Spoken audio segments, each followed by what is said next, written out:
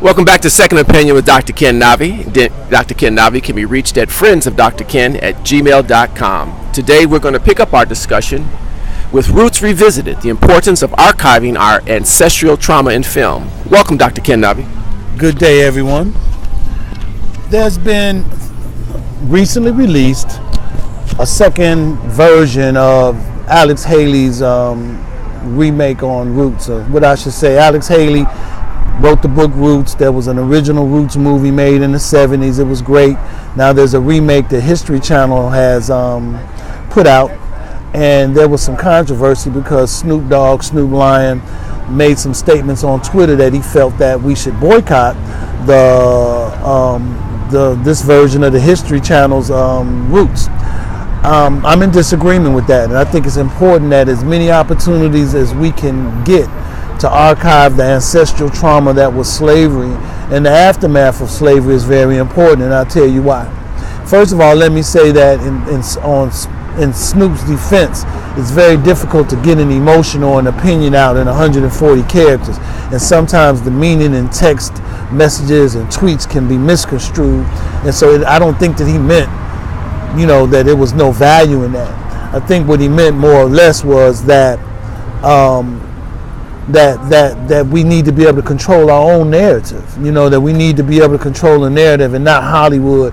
And he felt that there was too much focus on slavery and post-slavery trauma that we suffered and looking at blacks in a poor light. Because I know that ancestral trauma is one of the biggest contributors to pathology in African Americans today. I believe that it's very important that we continue to chronicle and archive ancestral trauma as often as possible. Let me show you something, and we'll go back and revisit. As in some of our previous talks, we talked about how when a person has an environmental trauma, the portion of the gene, and this represents the gene called the epigene, unravels, and it sends molecular changes down to the gene, and those molecular changes turn around and become a chronic epigenetic change, and you get an epigenetically primed individual. Under the influence of an environmental epigenetic catalyst such as rape, such as violence, such as poor nutrition, such as environmental toxins, you get an altered genetic expression that is transmitted to the offspring, and these genetically altered offspring can show up with all kinds of different physical and psychological illnesses that they carry on and is transmitted transgenerationally through multiple generations of people. This is what we're visiting upon us now.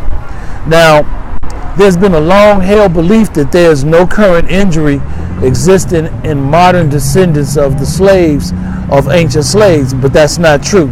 And transgenerational epigenetics dispels that theory, that we recognize that environmental trauma causes injury to the genetic expression and leads to pathological disease states. As we go on, to move forward as a race, we first have to look back. And if we're not willing to look back at the effect of slavery and the ancestral trauma visited upon us, we're not going to be able to understand what the makeup and what the condition that we're presently in is due to. So I'm all for archiving our ancestral history in any way that's possible.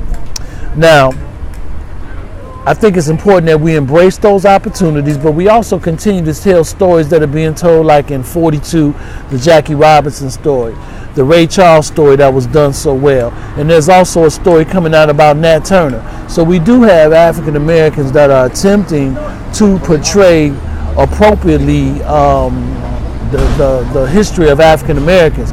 But in terms of Roots and of how Roots was able to give us a snapshot of what life for a slave was like, I think it's very important. And I think as it plays a role in our understanding of the current psychological state, the current physical or medical state of the black community, it's very important that we look at the past and move forward into the future with that foundation under us. In our next talk coming up later this week, we're going to talk about the Flint, Michigan water crisis. And we're going to move way beyond the whole lead controversy, and we're going to look at it in terms of transgenerational epigenetic effects of lead, other heavy metals, and pesticides that were in the water in Flint, Michigan. Thank you. My name is Ken Navi. I'll see you next time.